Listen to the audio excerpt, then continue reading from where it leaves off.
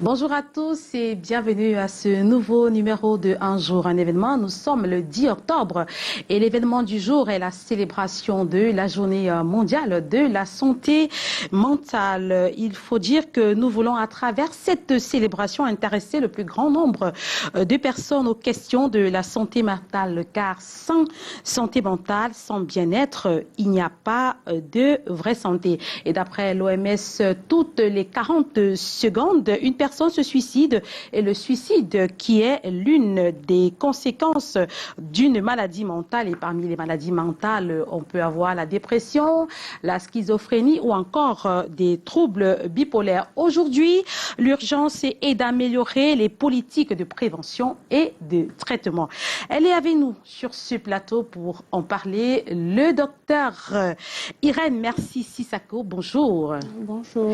Vous êtes médecin psychiatre en service à la maison du psy, c'est ici à Douala. Oui, à Douala, Coton. Alors, dites-nous, santé mentale, maladie mentale, est-ce que les deux devraient être assimilés? Non, les deux ne devraient pas être assimilés. La santé mentale, en fait, concerne le bien-être, en fait, que chaque individu devrait avoir pour pouvoir faire face aux situations de stress quotidiennes, pour pouvoir bien travailler, pour pouvoir contribuer à la construction de sa société. Par contre, la maladie mentale, c'est déjà l'état d'altération très profond de ce bien-être qui peut se manifester soit par, vous avez parlé précédemment, par exemple de la schizophrénie, la dépression qui se complique en suicide, des troubles bipolaires, voilà, et bien d'autres choses.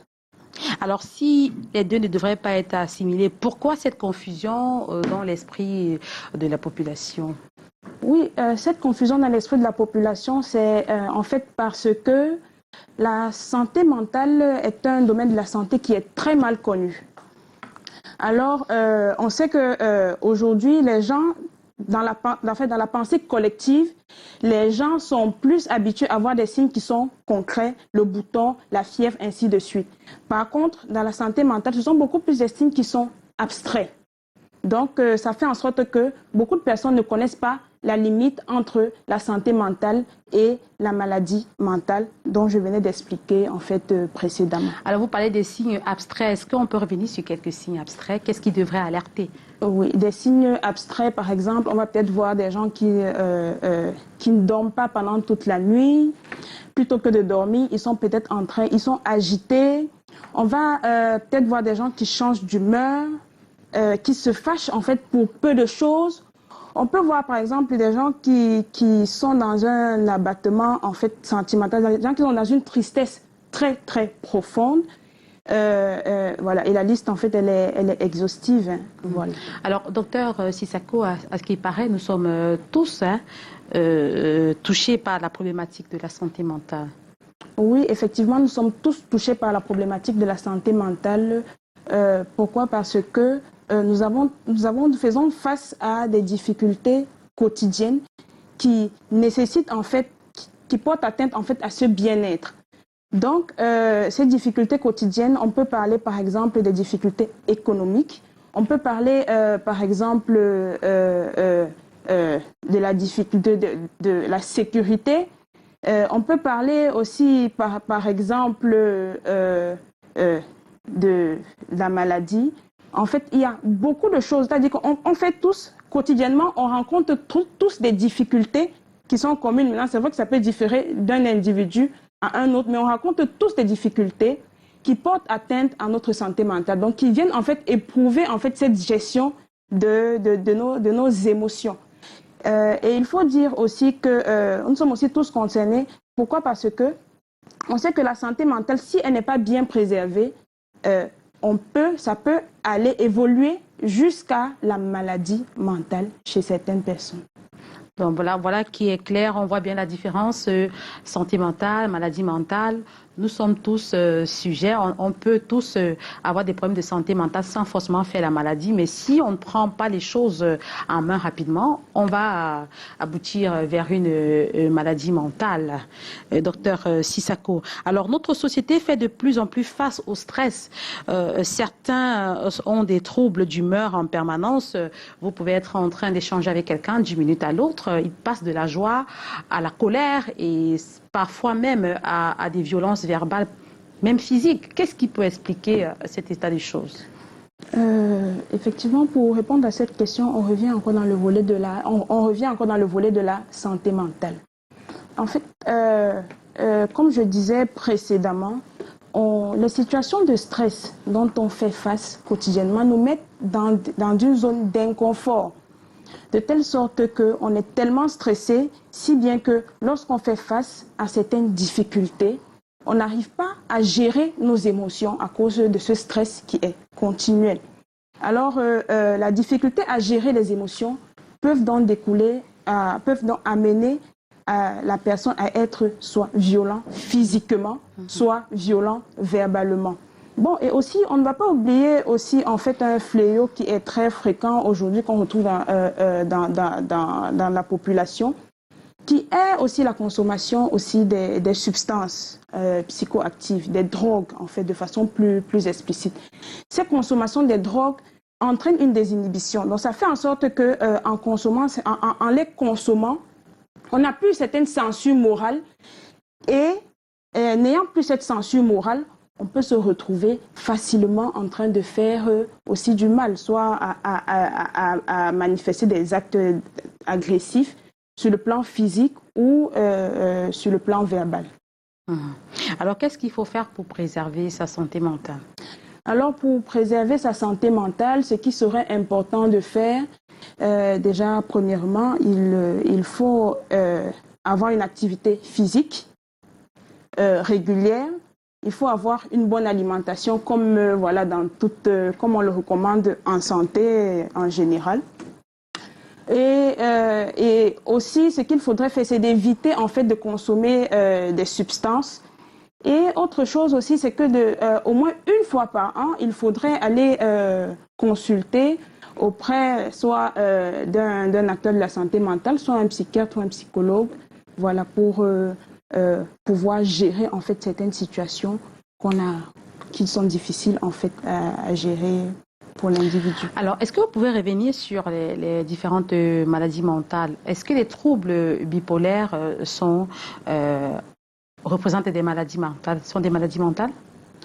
Oui, effectivement, les troubles bipolaires font partie en fait des groupes de maladies mentales. Les troubles bipolaires relèvent en fait des troubles de l'humeur. On sait que par exemple le bipolaire, comme vous l'avez dit précédemment, on peut trouver que chez le bipolaire, il peut quitter de la joie à l'énervement de façon subite.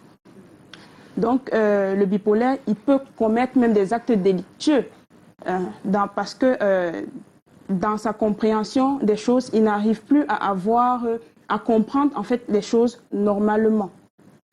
Et comme je disais tantôt, il y a même une désinhibition, c'est-à-dire que même chez le bipolaire, il y a aussi cette censure morale qui n'est plus.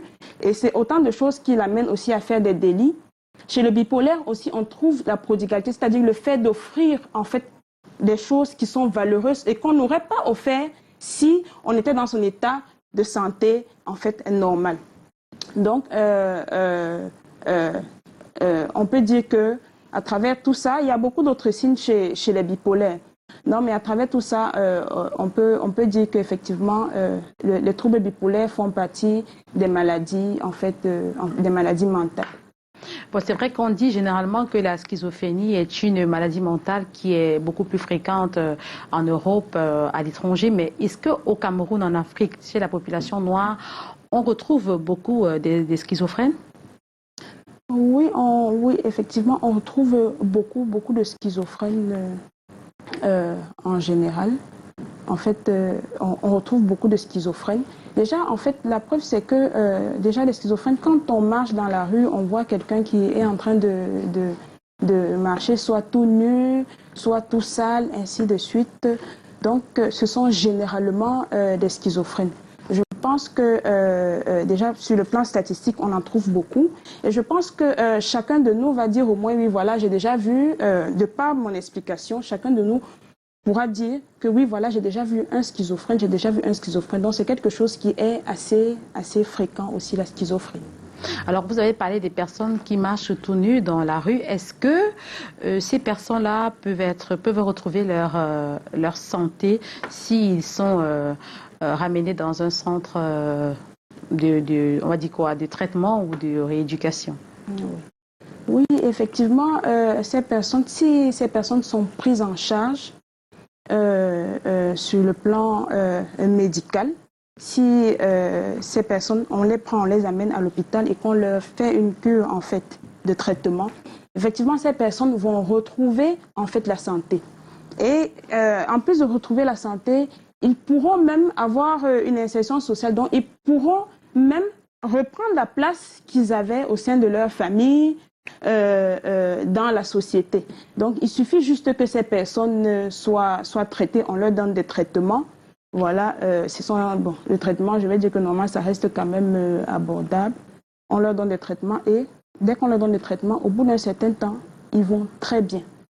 Alors, à la maison du psy où vous exercez, est-ce que vous prenez en charge ces personnes-là, ces personnes qui souffrent de schizophrénie, qui parlent tout seuls dans la rue, qui marchent tout nus? Est-ce que vous avez eu à prendre des cas? Est-ce qu'aujourd'hui, ces personnes sont véritablement rétablies? Oui, oui. Effectivement, à la maison du psy, en fait, ce sont des cas nombreux. En fait, on a beaucoup de patients que nous suivons et qui sont porteurs en fait de cette maladie. Donc, on trouve que généralement, les parents font beaucoup une certaine errance. Quand la personne tombe malade, l'individu tombe malade, les parents, comme je disais tantôt, comme ce sont des signes qui sont abstraits, on va assimiler ça à quelque chose de mystique, à quelque chose, à la métaphysique en fait. Donc, ce qui fait que les proches font ce qu'on appelle l'errance thérapeutique. Ils vont partir chez les marabouts, ils vont partir peut-être sur le plan religieux pour pouvoir trouver en fait une solution, le rétablissement en fait.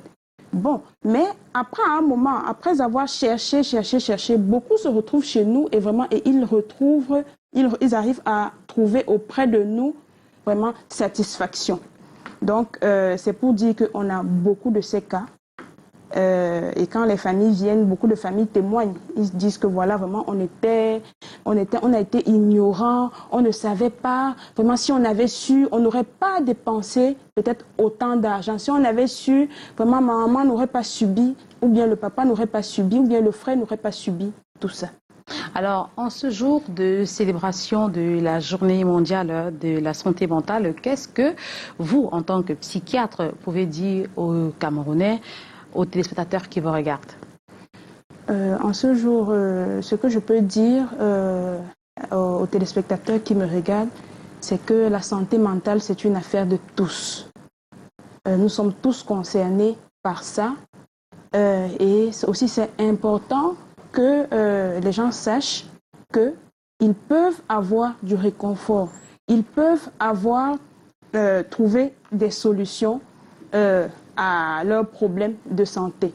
Donc, il y a des gens qui sont compétents, qu'on peut trouver dans plusieurs hôpitaux. Il y a la compétence, en fait, pour pouvoir aider les personnes à avoir une bonne santé mentale et aussi à traiter les maladies mentales. Docteur Irène, merci Sissako. Oui. Merci d'être venue, d'avoir répondu à nos téléspectateurs. Je rappelle que vous êtes médecin d'origine sénégalaise et que vous exercez au Cameroun. Bon, rectificatif. Oui, allez-y. Oui, je suis en fait camerounaise. C'est vrai que mon nom s'apparente à un nom de l'Afrique de l'Ouest. Je suis camerounaise. D'accord. Merci d'avoir répondu à nos questions. C'est ici que s'achève un jour un événement de ce 10 octobre. Je vous retrouve demain pour un autre événement. Dorette, la suite pour un jour un événement. Je vous renvoie à l'antenne.